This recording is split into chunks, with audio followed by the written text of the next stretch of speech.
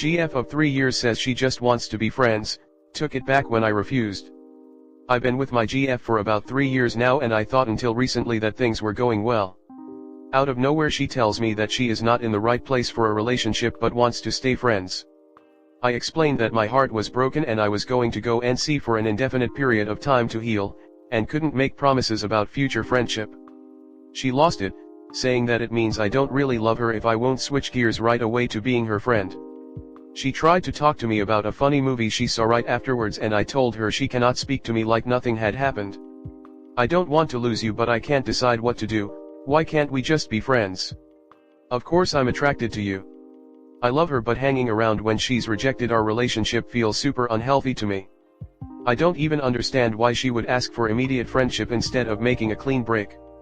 I told her I need a clear decision one way or the other and that I don't want to be with someone who can't decide.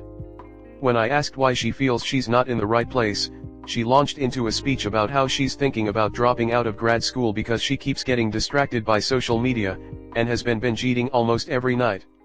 All of this was news to me. I tried to be there for her but said that she needs more mental help than I can provide for the binge eating in particular. I stayed firm in my stance that I respect her right to end the relationship, but I was not willing to be friends or communicate while I was hurting and still have feelings for her. At the end of the conversation she took it all back and said she wants to stay together, but I am wary. What was this all about? How do you say something so serious and then go back on it? What about all these other serious issues she had not shared with me before? All in all I'm feeling really hurt that not only did she want to end things, but expected me to put my feelings aside and go along with what she wanted without consideration of what that would do to me. I don't know if I trust her anymore. I would have hoped we could have talked about her mental struggles before getting to this point. Switching straight to a friendship would be harmful to my mental health. Now I feel uncertain continuing the relationship with someone who apparently has foot out the door. I don't know if I should work on this with her, maybe suggest counseling, or take this as a sign that things have reached the end. How do I navigate this? Comment. You don't navigate this. You were correct to go NC. She has the right to end the relationship and you have the right to say no to friends. I would suspect she may have been intending to see someone else and keep you around as a backup. Now you know what you know, so it's best to go NC and move on. She fucked around and found out. Until last week you didn't know that she was thinking about dropping out of school, binge eating, and distracted by social media. She made her choices, now she has to live with them. Take her back and it will be in the back of your mind when is she going to act up and leave again. You're not married to her and no kids, so cut your losses and leave crazy behind. The love bombing now is how she reels you back in until she is ready to drop you again. I promise if you stay you're wasting the space in your heart where someone who loves and appreciates you should go. To me, a woman who unfortunately did this sort of thing to my high school BF decades ago, she is afraid to be alone and likes the care and attention she gets from you, but at the same time is itching to explore her options and most likely has a candidate in mind.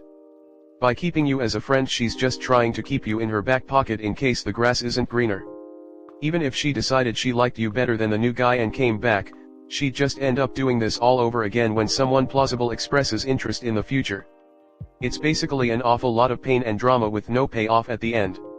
If she respected you and was certain you were it for her, she never would have broken up with you. It's especially disgusting the emotional manipulations she used to guilt you into agreeing. She isn't a healthy partner who is able to treat you with the respect you deserve and is only keeping you from finding the person who is. There's no coming back from this and you deserve better. You did the right thing. You don't need to feel guilty about it. It's her that feels guilty. The whole wanting to stay friends thing is not for you. It's so she can feel better about herself. You've set your boundaries, now follow through and enforce it and work on healing. Maybe she will realize she's made a mistake and come crawling back, maybe you will realize it was actually the right move for you, maybe she's got something going on with someone else and will use this as an out. Who knows, but one thing is for sure, by enforcing your boundaries you will heal faster and ultimately be in better place, whether it's with her or without. Let her go. Honestly it sounds like she wanted to just be free to do whatever, and likely whoever, but also wanted to keep you around as a safe backup for when she gets bored of that and wants to settle. By refusing to do that she's realized she won't have a quick and easy backup like she wanted and wants to take it back because she's selfish. I think your ex knows that she wants to end it and now is just realizing the finality of it. Stand your ground and go and see that truly is the best way. Don't let her string you along only to find out that she really doesn't want to be with you. You had a good run. Grieve and move on with your life without her. It's definitely unreasonable to immediately be friends anyway. Personally, I would let her go. If she wants to just be friends, that really means she wants out of the relationship. Do you really think she will be happy moving forward? I do not. She will just be going through the motions in the kind of forced relationship. I'm so sorry. This sounds extremely hard. She changed her mind purely for selfish reasons, unfortunately. She feels too emotional to not have your support, but she doesn't really want a relationship, she just wants to go be there when she needs to lean on you. Once you said no to friendship only, she realized she wouldn't be able to call you when she's having a hard time, and that made her panic. You were right that she needs professional help and that you can't fill that particular role. I'm sorry. This is going to be a one-sided relationship if you stay. It's going to be based on her moods and her needs. Next story 2. My friend didn't get me a birthday present, but she sent me a list of gift ideas for her when it was her birthday. How do I bring it up? So me and this friend have been friends for about 7 years. We met at work and have both moved jobs since, but we always stayed in touch and hung out outside of work. We see each other about once a month and we usually plan and do something fun. We text and talk regularly too, just two typical friends really. Every year we've known each other, we've given each other gifts for birthdays and Christmas. It was her birthday this June and I was a little shocked when she sent me a text with a full list of things she wanted a few weeks before her birthday, detailing where from and how much they were. In the same text she even said if it was in my budget that she would love an afternoon tea delivered to her house on her birthday. It just seemed a bit much and a bit cheeky to send me a full list of things she wanted. I didn't even ask, she just sent it to me without me even asking. Usually near her birthday I might ask her is there anything that she would like or is there anything that she needs, but this year before I even had the chance to ask, she had sent me this giant list. For her birthday I did get her something off her list and a few extra nice things which she loved and appreciated. My birthday has just passed in September and we both went to Disneyland in Paris for a short break. The trip actually fell on my birthday, so it was my birthday when we was there. The trip was her idea and it was a coincidence that it fell on my birthday. It was never planned that way though, and it was made clear it wasn't a birthday trip. When we was there she spent loads on merchandise and she took way more money than me to spend. Just to point that out. When we was there, we did some shopping and we looked around a lot of the gift shops and bought some merchandise.